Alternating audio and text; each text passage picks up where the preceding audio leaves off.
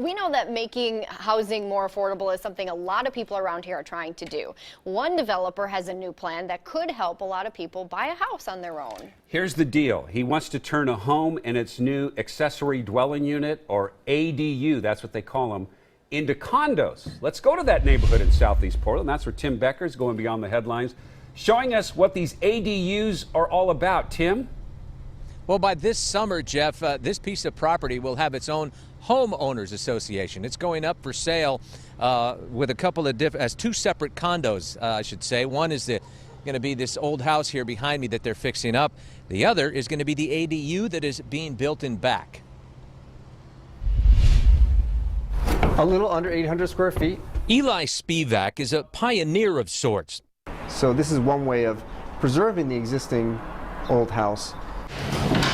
Okay, come on in.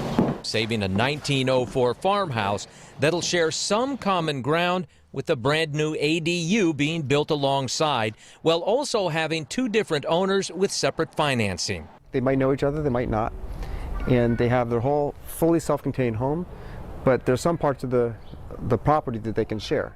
And some parts of the properties that will be their private yard that they don't share, all in the name of affordability. It's because the house is going to sell for probably a little bit less than the house would all on its own. And then you have this second structure here, which is an 800 square foot home, essentially, and you get twice the number of people living in this space. If you just have a house with an ADU right now, you just want to sell the ADU, you can't do that. You just have to rent it out.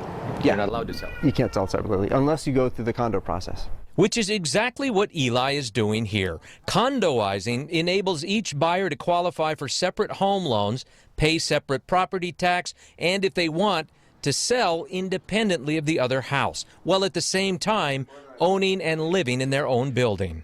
It's intentional that we tried to have a nice overlap here so that there's a community spot there, but if you want to retreat to a bedroom, private area, you can do that inside your home. Sometimes it's just a matter of being a little bit creative, and it can go a long way.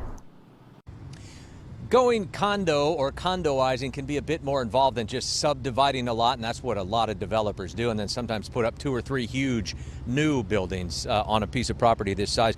Eli says he happens to know the condo process a little better, more inside and out, and that's part of why he's one of the few people that are doing things like this right now. Live in Southeast Portland, Tim Becker, KOIN 6 News. What a unique idea, Tim. Do you have